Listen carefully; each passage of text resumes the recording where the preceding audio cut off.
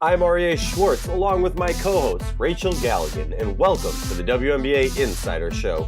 Each week, we cover different topics important to the W, using X's and O's along with key stats to bring honest and critical analysis. One of the hottest topics in professional sports is the MVP talk. Now, obviously, we're just over halfway through the season, Rachel. We're not going to, make any definitive statements. We're talking about the MVP talk today. First, say hi to the folks, and then we'll kind of get into the parameters of this discussion. Hey, everybody. Glad to be here. I'm excited for everybody to get pissed off at you and your A'ja Wilson comments. Yeah. I mean, that's kind of what spurred it. I'm not going to lie. Now, but I'm not even going to get into that when the name A'ja Wilson gets brought up. I'm not even going to hit the foghorn. We will discuss it, but she's not in the discussion yet, which is kind of my point of that tweet. The way I view the MVP race is it's kind of like a power rankings, if you will, except it's everything that's happened. For me, a power rankings is a little bit more the last few games, the last week or so. For me, the parameters for MVP talk is the season ends today, or the season is over and we haven't started playoff games yet. Who are the best players in the league, and who are the players that make their teams contenders? And so right there, it's tricky because in the W, you can be a team that's under 500 going into the playoffs, which to me, it's the double-edged sword of only appreciating or only respecting enough or putting them in the conversation if they're part of the playoffs, and also keeping in mind that some of these teams who are in the playoffs don't have a winning record. I'll just lay out my list. Rachel, then you can lay out your list, and then we'll kind of discuss and debate and go through it. I think everyone kind of agrees that the consensus MVP as of today is Breanna Stewart. She's just been dominating on all facets, all levels. When her scoring's off, when her shot's not dropping in the game, she gets the hustle plays. She gets the rebounds. She gets the assists. She's doing it all. She's my MVP if the season ends today. But in very, very close second in my book is Diana Taurasi, who I think many people are not giving the due amount of respect to her. Kind of in the same light of some people might look at younger players and say, oh, they're only a rookie and they're doing this. A lot of people look at Diana and say, oh, she's this old vet and she's doing this. Sorry for using old. I know I'm going to get some backlash for that also. But to me, Diana's playing prime basketball. I said this in our last show, Rachel. Diana's playing prime basketball, and that's why she's an MVP candidate in my mind, and I would not be upset if she got it this year. Elena Delle Donne, who, Rachel, just lay out that stat for me again. 148 games. How many double-digit games? 139. Woo! If that doesn't scream MVP, I don't know what else. She's the quickest player to get to 3,000 points. When she's going, her team's going, and when her team's not going, she's often that person. If you've ever seen on the side of the highway or the side of the road, the car is dead, it's in neutral, and there's that one person pushing the car. She is that person constantly pushing the Washington Mystics car. Now, again, the rest of this is in no specific order, but two players that to me that need to be in the discussion are often overlooked. I've been saying this since last year is Skylar Diggins-Smith.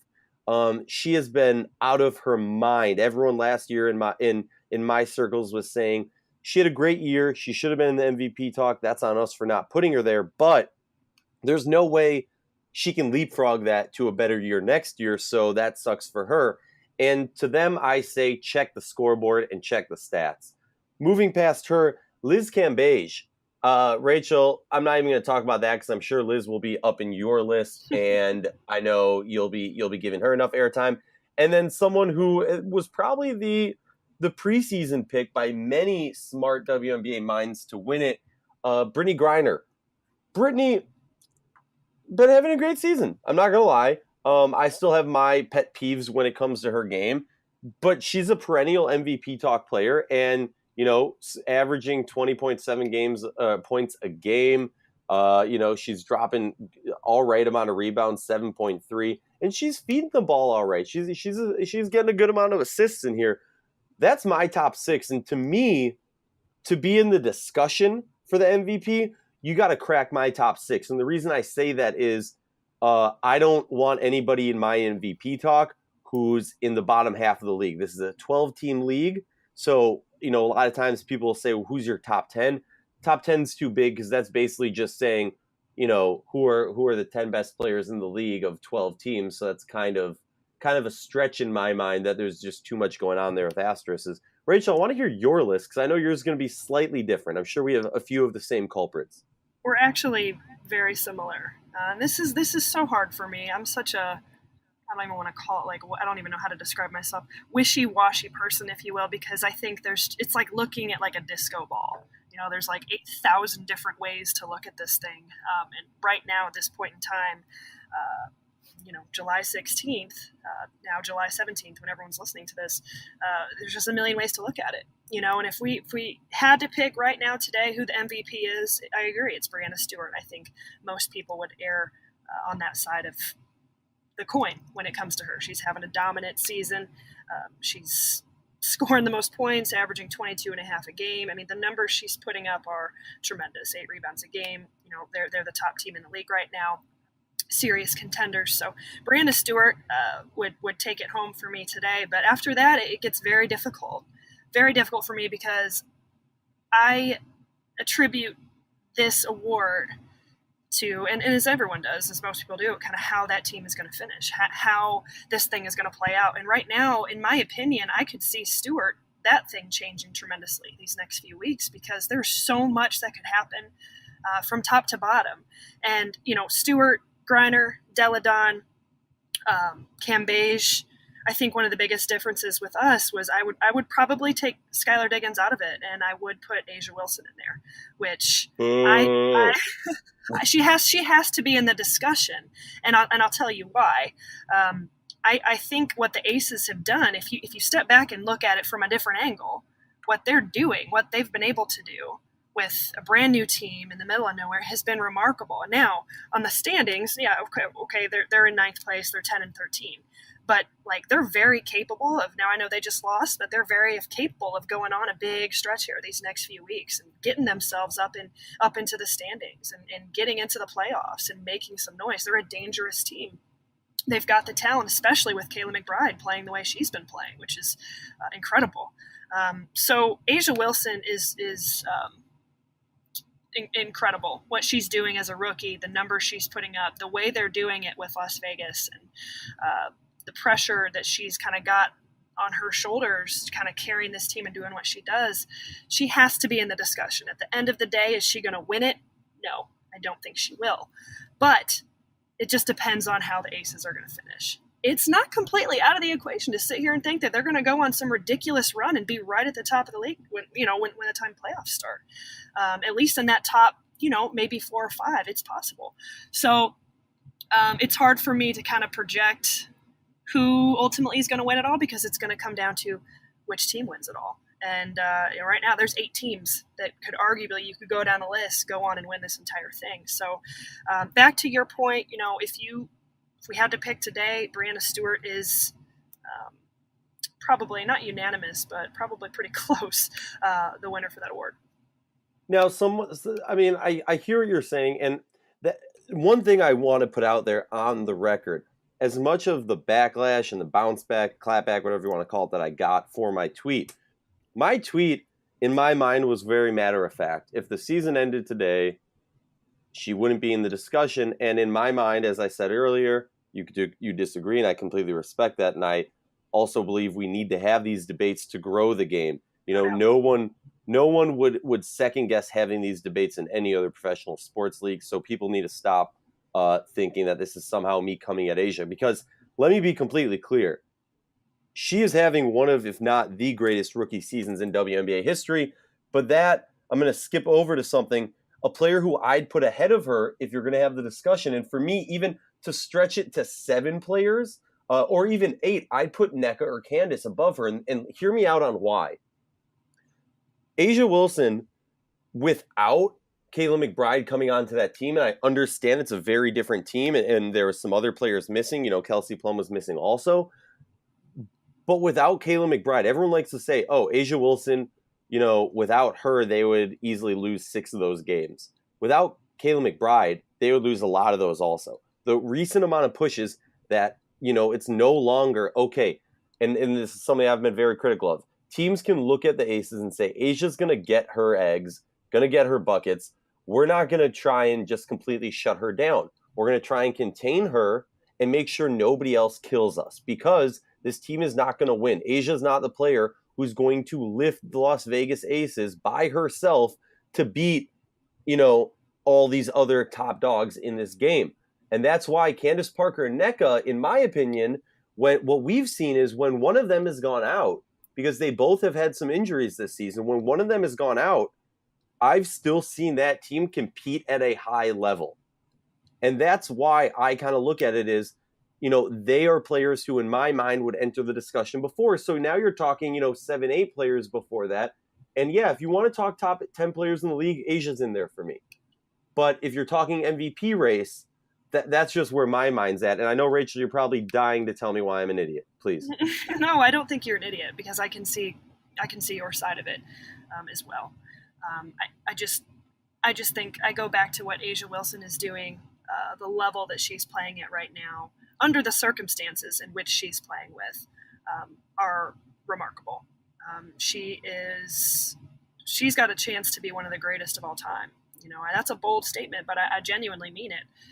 What she's done as a rookie, what she's continuing to do, I think it's a little bit kind of, like I said, what's going to happen this next month with the Aces. Are they going to keep this going, or is this going to be kind of the peak, or could Wilson be hitting a little bit of a lull here these last couple games?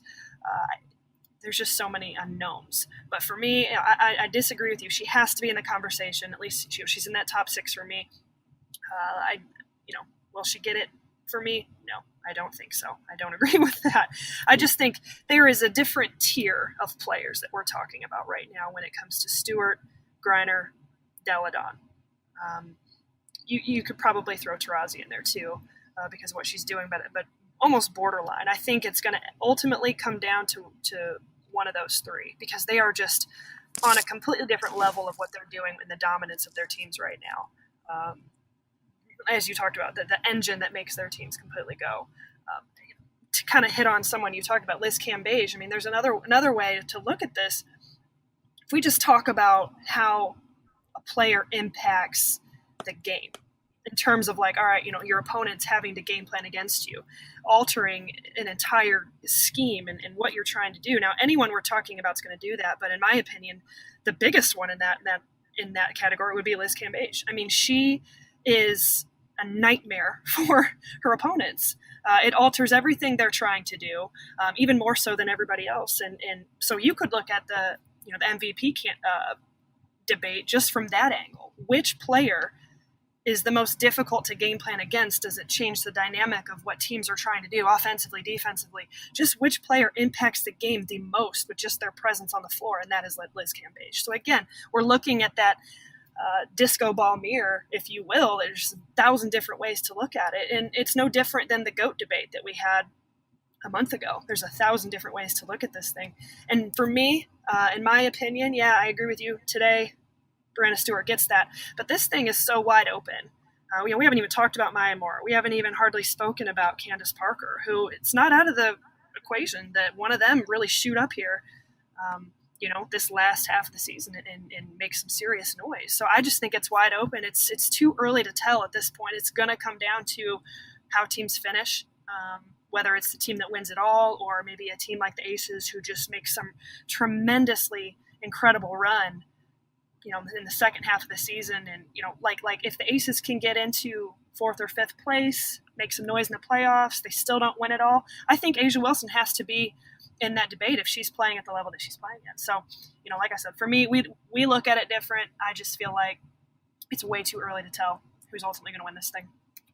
I agree with that part. Maya Moore, someone who maybe people will give us some flack for not including in this, so I just want to throw this out there. She had 7 incredible games where she was MVP style Maya Moore. Other than that, I have not seen that. And something I predicted early on in the season, even before the season, for this team to win and make some real playoff noise, win a championship, Maya Moore needs to be MVP style caliber play throughout the season. If she wants to take some nights off early on in the season, that's fine, but she needs to be stepping up at this point, because right now, I mean, the Lynx are not looking good. They need to get some stuff fixed and right the ship. Something I want to ask you real quick before we close out this episode. A'ja Wilson, watching her, she's kind of, in my mind, does she, or I guess let me pose it to you. Does she remind you of more old school WNBA players, or do you think she is more modern? Oh, I think you had players doing things that A'ja Wilson was doing, 15, 20 years ago, no doubt.